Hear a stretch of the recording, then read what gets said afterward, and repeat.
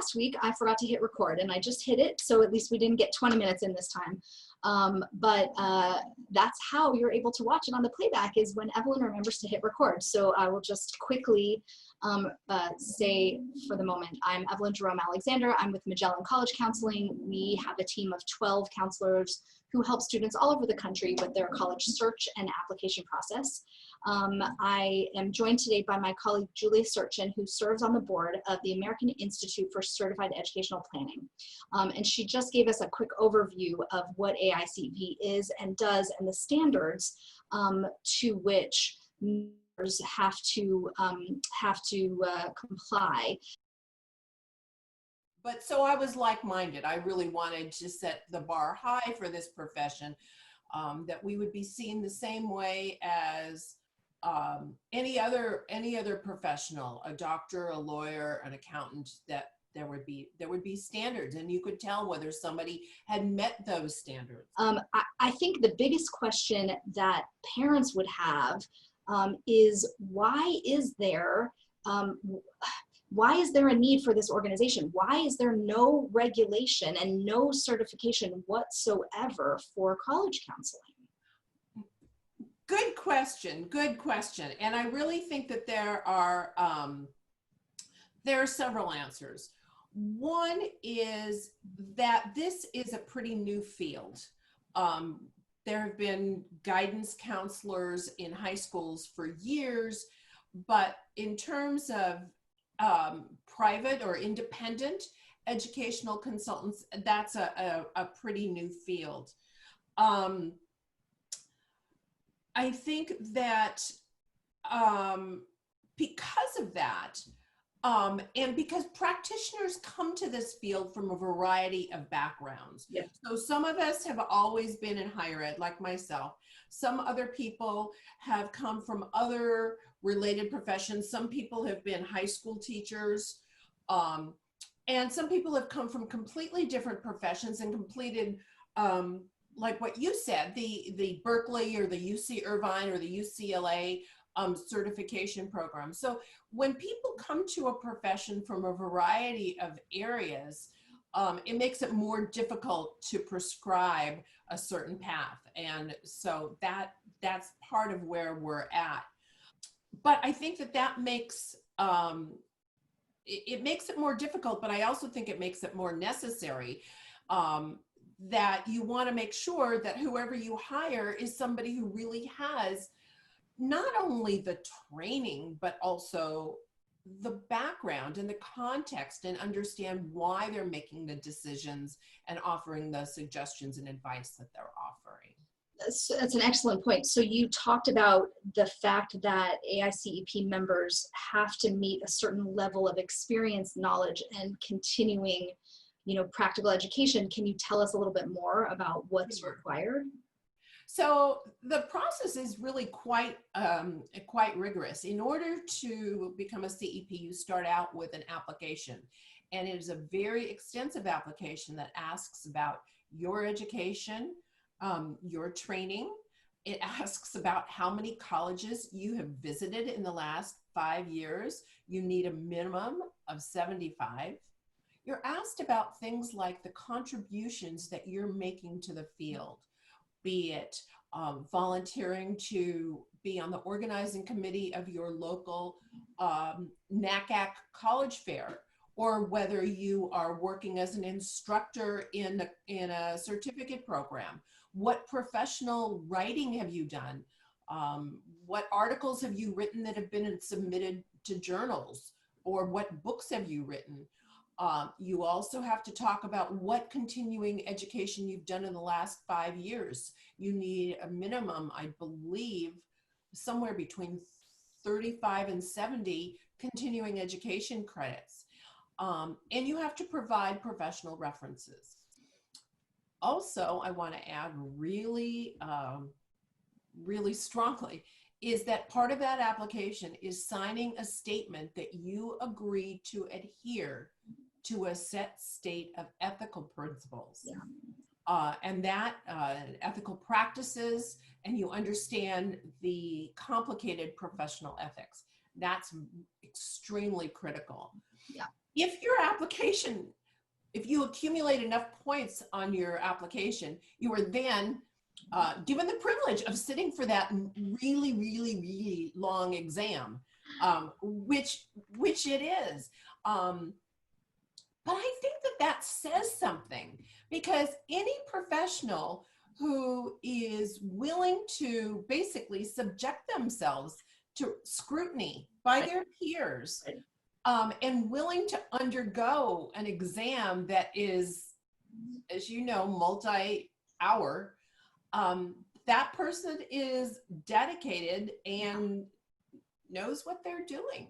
That's like, we call it the highest standard in the profession at this point. I mean, we compared notes, you and I took 5.5 hours to write my. I'm a slow keyboarder. It took me, but I think you can't say enough about this.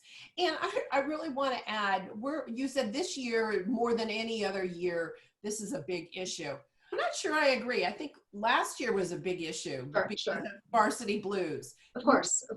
And funny enough, earlier this week I was flipping channels and I was on CNBC, and there's this show called American Greed. I've never even seen it before. And there was a whole hour on our good friend Rick Singer. I'd never, I got called. I spoke to the media, that week, and I did too. Never had heard of him, never saw him at a professional conference that we'd been to, right? Never saw him touring colleges. No. And I think that that's the point we want to make. First of all, I want to be really clear. Yes, I think that people who are experienced, committed professionals should definitely apply to become CEPs. I really believe in the mission of the organization. That being said, there are lots of really terrific professionals who are not CEPs, who are ethical and professional, and they know their stuff. Yeah. But I also want to say that when we talk about what you and I had to go through to become CEPs, needless to say, Rick Singer was no CEP. Not a CEP. No. And he didn't belong to any of the professional organizations. It's a pretty good tip-off. A couple weeks ago, I had Phil Moreno, who works for Dickinson College and is the president of WACAC. He was my guest, and he explained, you and I throw around the terms like NACAC and WACAC and HECA and all that stuff because these are our professional organizations. But again, for people who are parents who are watching, one of the concerns I have is parents don't know to ask. Parents don't know the right questions to ask. That's why I think you're trying to educate parents. I mean, I would encourage parents, when you are looking for someone to help guide your teen through this really important, critical process, you want to ask questions. Yes, the professional organizations, HECA, the Higher Education Consultants Association, and IECA, the Independent Educational Consultants Association, those are the two main professional organizations for people who do this work. And I would say you need to make sure that whoever you're going to hire, at the very minimum, that person is a member of those. But at least one of them. Oh, yeah, certainly only one of them at least. NACAC, the National Association for College Admissions Counseling, is a much broader organization that includes college admissions professionals. Right. By which you mean people who work in college admission offices. Right. Yes. So, and the reason I bring that up is I had a meeting with a writing tutor today, and we get calls all the time, I'm sure you do too, from writing tutors, and they basically want us to refer our students to them to help them with their essays. And I very gently, I was very nice about it, but the reason that we don't do that is that we spend lots of time talking to the people who read admission essays. I'm not going to tell you that I know exactly what they want to hear, but I do know exactly what they make fun of, because when we go to these conferences, we're in their company when they're loudly laughing at the ones that were bad. Well, I think there's another point when you're talking about essays. I'm a firm believer that essays need to be an organic part of the application portfolio. Yeah. And so not only as you know, we spend tons of time talking to people from the colleges. We spend hours and hours talking to our students. Students, right. So we know our students, and we're in the best position to help them determine what is an organic and an appropriate and significant message for them to communicate in their essay. Farming that out to someone who doesn't know the student, and who may be tempted to over edit a student's work so that the writing skill or the voice becomes not the students, but the tutors. No, I wouldn't. I mean, I don't do that either. I just work with the students myself. Yeah, you got me on a soapbox there. No, it's a really good point. And like I said, I explained it very nicely to her, and she said, "Oh, I understand. I understand what you mean." You know, because she doesn't. You know, writing tutors don't spend that time talking to admission people. And they probably don't spend that long. They don't get to know the students in the way that we do. Yeah. So again, let's go back to what questions should parents be asking when they're making the decision to hire someone to help their child through the college admission process? Well, in addition to the basic questions of what are your services and how do you provide those services, I would certainly ask any practitioner, what professional organizations do you belong to? How long have you belonged to them? Are you a CEP? I think one thing that's really important is to ask about philosophy.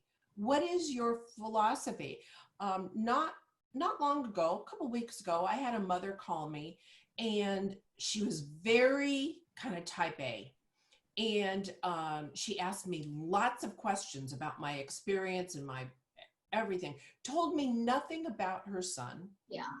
But she really communicated to me that she wanted someone who was going to help her son get into a highly selective institution. And I communicated that that is not my goal. Right. My goal is to help students find schools that are appropriate matches. And quite frankly, I care about students' mental health more than I care about anything else. And so that just wasn't a fit, and she called someone else, and that's fine because we all work differently and there are different fits. So, but I would try to understand what that practitioner's goal and philosophy is. Right. I worry that that person ended up calling someone, because I think anyone who is a member of a professional organization and who does the kind of professional development that we do, I think we may not all approach it the same way, but I feel like most of us share that philosophy that we're trying to find the right match for the student. And we're not, you know, I always tell students, like, I am your biggest cheerleader and I will jump up and down if you get into, you know, XYZ, you know, Ivy school. But at the same time, I, like you said about mental health, I want you to have choices. I want you to have somewhere that it admits you before Christmas because it feels better than not getting admitted before Christmas. I mean, all of those things. And I worry that there are people out there who, you know, last year their kid got into XYZ and they're like, hey, I can do this. And they start charging their friends. And that's exactly why we're talking about CEP. Right. One of the questions, you know, why should you hire a CEP? The fact is that when you hire a certified educational planner, you're getting someone whose credentials, references, ethics have been seriously vetted by a group of peers. By peers, right. Yeah. People who know, and people for whom the reputation of this field is very close to their Well, heart. and that's an interesting point.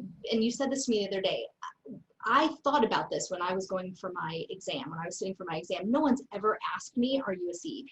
Yeah. So why would I spend the time to study? I mean, 6 months it took to study for that exam. Right. So, yeah, we were certainly talking about this the other day. And I mean, I remember I was still scarred from taking the graduate record exam. So I said after grad school, I was never going to subject myself to any heavy duty test again. I was, you know, been there, done that. I was never going to do that again. But when I learned about AICEP, and realized that this organization really was working towards what I was talking about. I don't want some mom who, organized things for her teen, and he was fortunate enough to be admitted to some highly selective school, think that, oh, I know how to do this. I don't want that because I care too much about this profession. But I knew that having this designation really doesn't change things. It doesn't really help your practice on an individual level. Right. And then I was talking with one of the greats in our field, Steve Syverson. He's right now at the University of Washington, the Bothell campus. Mm-hmm. But he was previously at Lawrence, and everybody knows Steve Syverson. And I remember talking to him once, and he said, "You don't do it for yourself. You do it for the profession." And that kind of sent me over the edge. Yeah. That hits a lot of places too. Why is it important? So you talked about having to visit 75 colleges in the 5-year what do you call it? And every 5 years, you recertify every 5 years. I just recertified for the, second or third time. Oh, wow. And so yes, and you have to present those. And your continuing education and all of that. Right. So just so everyone, and continuing education is not a problem now because we are all on webinars constantly. But just so everyone knows, I earned my CEP in the fall winter of 2016. So I tracked before that, but I've tracked since then, basically from 2017 on. So 2017, 2018, 2019, and then half of 2020, although the last college I visited was on, believe it or not, March 10th. And I counted the other day, I have stepped on, not just people I've met with, I have toured 93 colleges since basically December 1 of 2016. And how many pairs of shoes did you wear out on that one? I'm not a big shoe person. I'm probably still wearing the same shoes. But here's the question. Why does that matter? Like, I tell people I've visited 400 colleges. I stopped keeping track.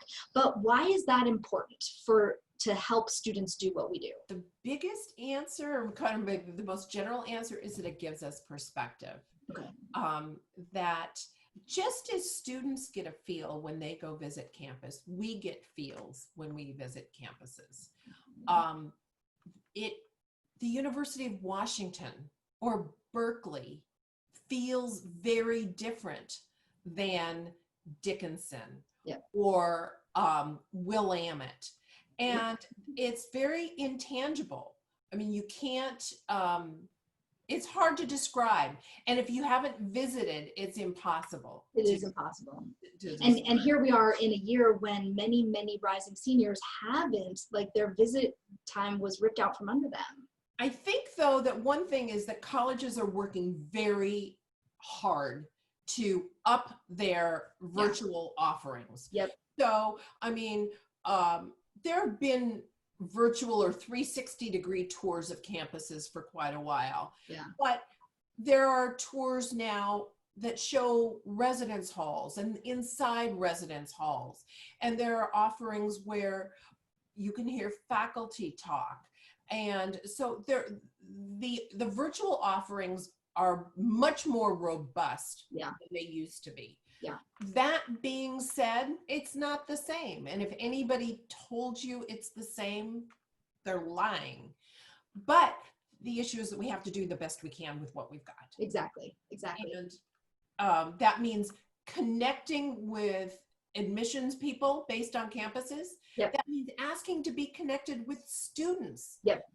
If you go on YouTube, there are so many videos of students walking you through their day. Yep. All kinds of things. Campus Reel. I'm a huge fan of Campus Reel. Yeah. It was in place before, thank goodness, and I was using it before because you get one tour guide and she'll spend a minute with you walking through her dorm and a minute with you, walking through the cafeteria, and then a minute going to class and talking to a friend about something academic. But there's really so many of them. There are tons of them, and they each have their different take. And it's not the same as being there, and people are you're being robbed.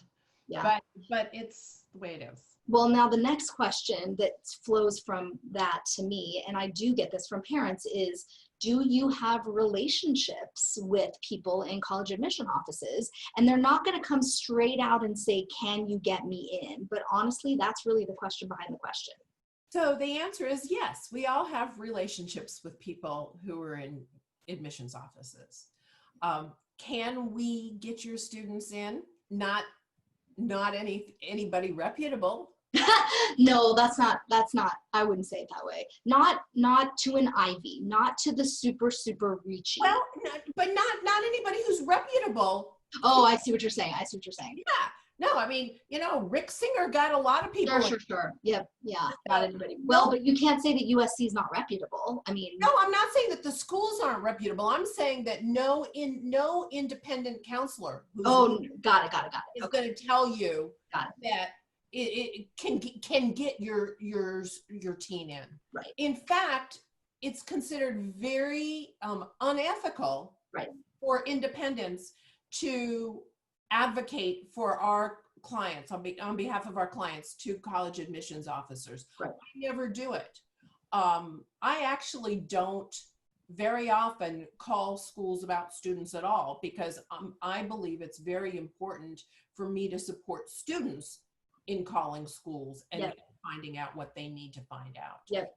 On occasion we all do, but no, we can't get your student in. Would you ever, I guess the question is, where's the line? Would you ever, like I've introduced the students I'm working with to the people I know in the admission office and said, you guys should talk. I generally you tell students, contact so-and-so and tell that person that I said you should email them. Yep. And I might, depending on how well I know the person, say, well, one of my students, so-and-so, is going to be emailing you. Yeah. But I think where you draw the line is we have to be very, very clear that there is no impropriety and that there is no perception of impropriety. Yep. And any attempt to persuade is really inappropriate. Yep. Exactly. And I think the colleges are on board with that too. And I don't think they're open to being persuaded. And in fact, I think, tell me what you think of this, I think sort of the last bastion of possible persuasion is, in the old days, private school counselor, Exeter's college counselor would pick up the phone to Yale and say, here's the 4 that you can take from my class this year. That was the 50s and 60s, maybe 70s. I don't know. I would say probably 70s. Maybe 80s. Well, look at how long ago that was. But here's the question. I think that private school counselors still do today pick up the phone. The conversation might not be the same. It might not sound exactly like what I just said. But there are discussions like that. I mean, I would imagine. I mean, I don't know. And I think it depends on certainly on the private school. I mean, you and I both know that what high school counselors, whether it's private school or public school, what high school counselors can do that's considered professionally ethical. Yes. And what we do are totally different. Are very different. Yeah. I mean, so high school counselors, it's not inappropriate for a high school counselor to call up a college admissions person that they know and say, you denied Susie Q. Can you give me any feedback about what that was all about? Right. Not saying, you need to change your mind, but can you give me some feedback? I would never do that, and I don't think you would either. Mm-hmm. I mean, no. It's not done. No. I don't even feel like that call would be taken. I wouldn't even try. I mean, I would never do it because it's not appropriate. Right.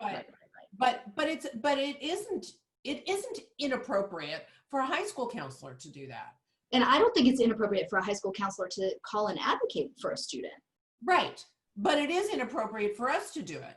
But so the reason that I said what I said about private school counselors is I think public school counselors just don't have time or bandwidth to do the kind of advocacy that I think private school counselors do have the time to do. Yeah. And I think the question now, because I think we're in a world where the concept of privilege has come so far to the surface Yes. that private school kids have a level of privilege that just kind of supersedes everyone else. And I don't know if those same phone calls will be welcomed anymore.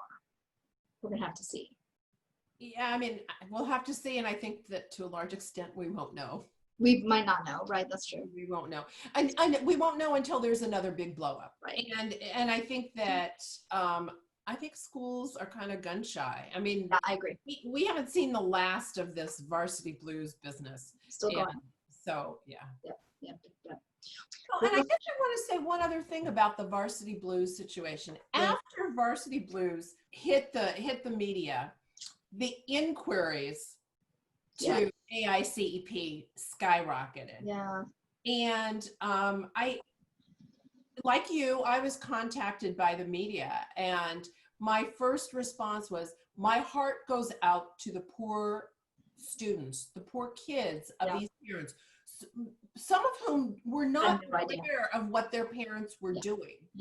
And what are the messages that behavior sends to that teen? You know what's funny? I don't have it immediately accessible, but I was watching TV, and it was when Felicity Huffman kind of went in for her plea and she apologized, and one of the news shows did a grab of just one line from her letter, and it basically said, like, my daughter looked up at me through tears and said, "Why didn't you believe in me?" Holy cow, what an amazing.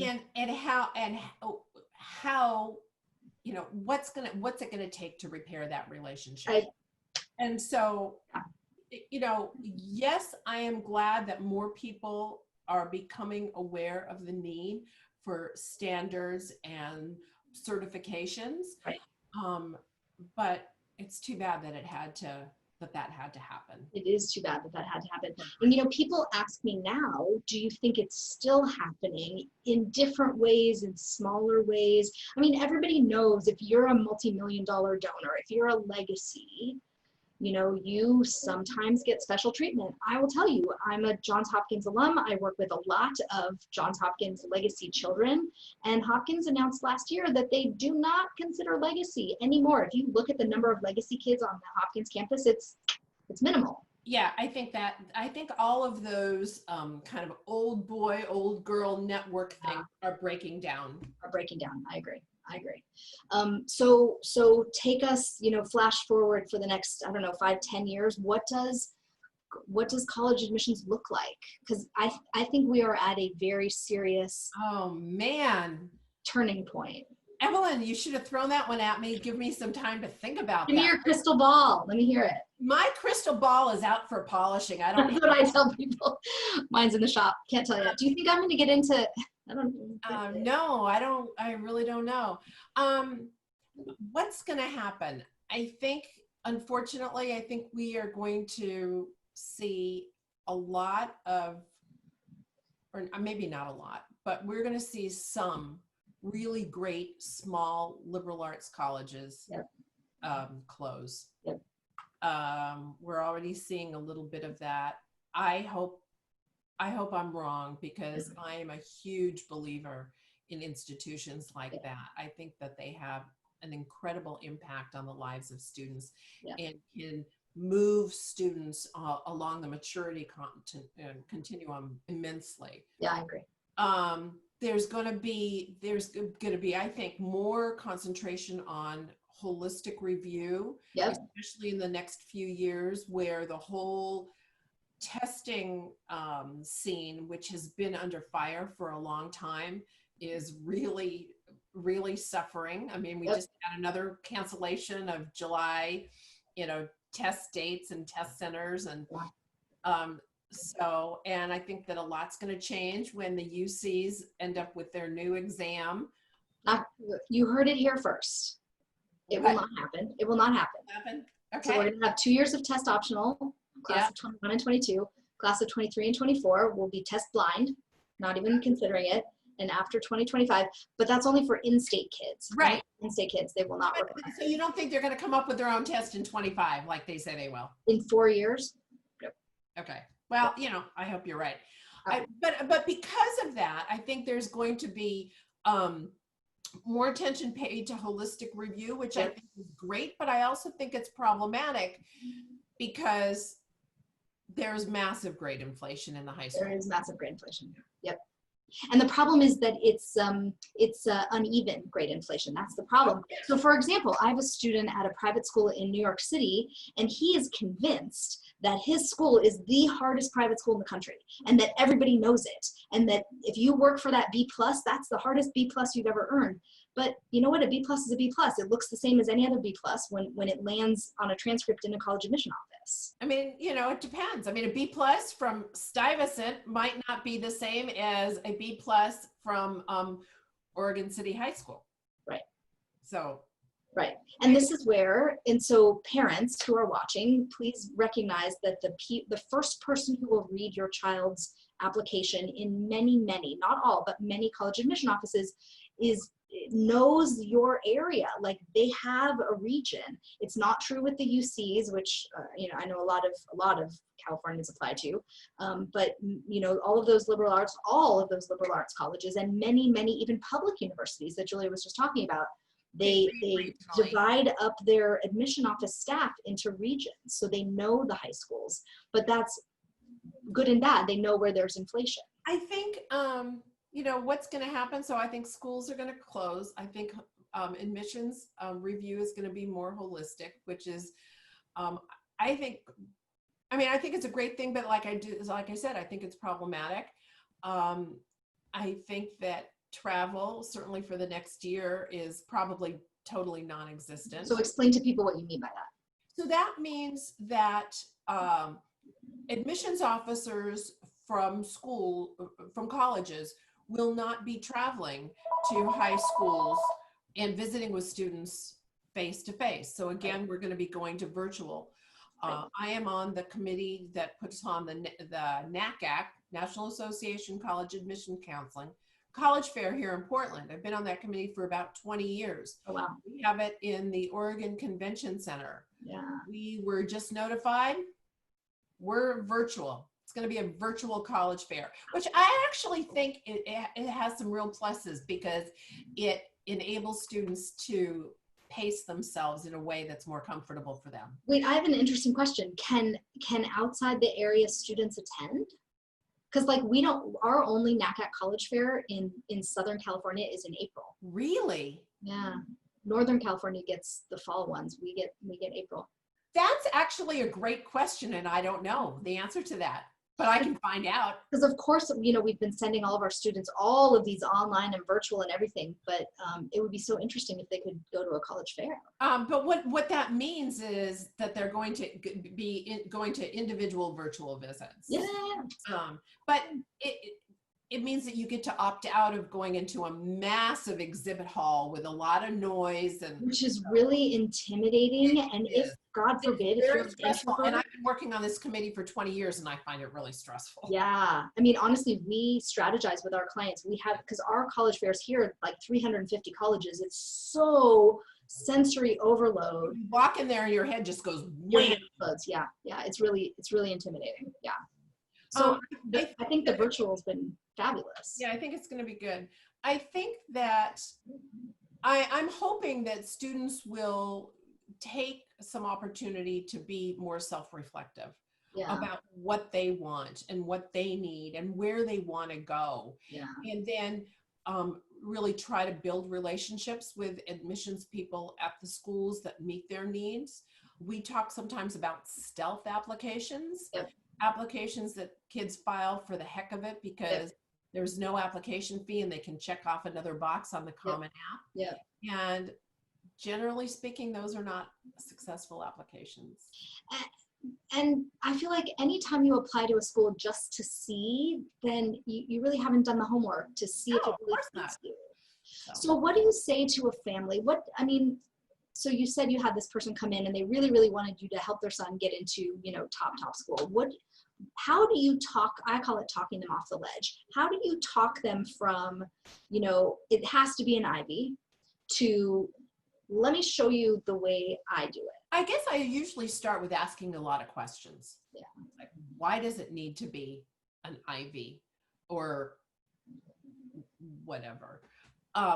what is it that you think you're going to get from those schools that you can't get elsewhere?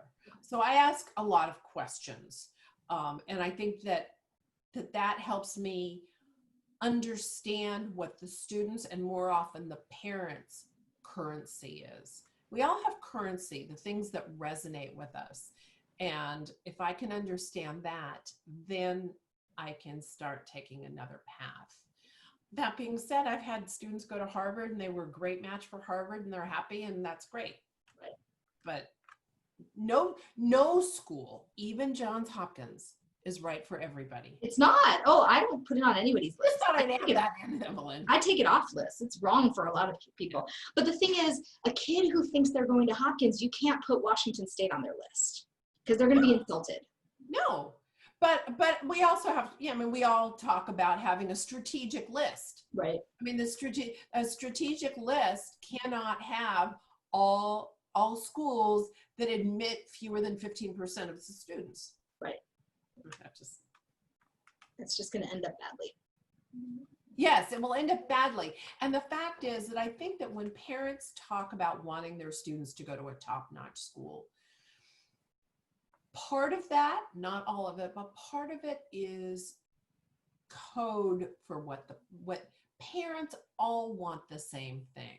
They want their children, their teens, to be successful and happy. The ideas about what success means might be different. They want their teens to be successful. Yes. They want their teens to be happy. Yeah. They want their teens to be comfortable. And so we talk about those issues. I mean, the fact is that even though John here might be able to get into Harvard or whatever, I mean, we all use Harvard as just kind of the caricature.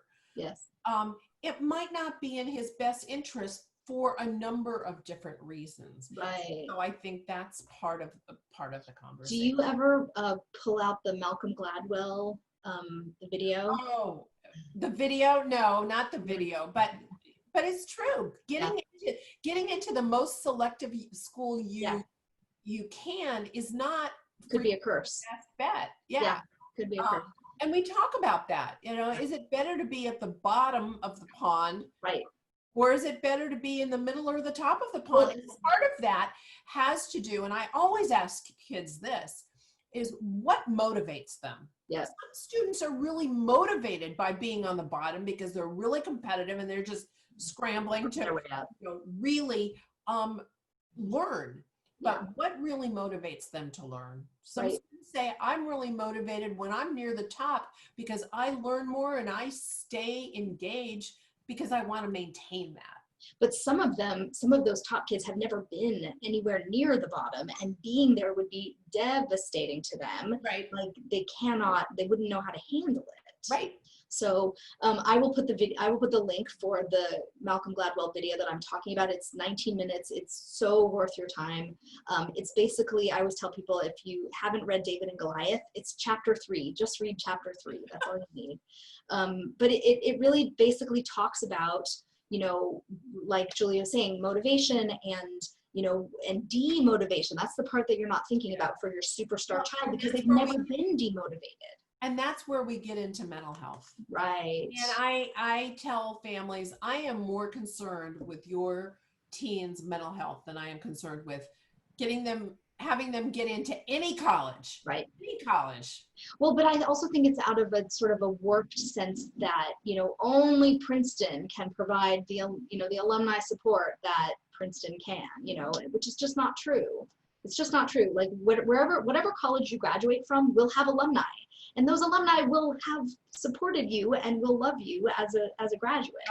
They have jobs, and they all have jobs, right. I mean, whenever I give a parent presentation, I say, raise your hand if you graduated from an Ivy League university, and unless I'm in Boston, very few, right? You did, but very few normal people did, and the ones who didn't raise your hand, do you have a job?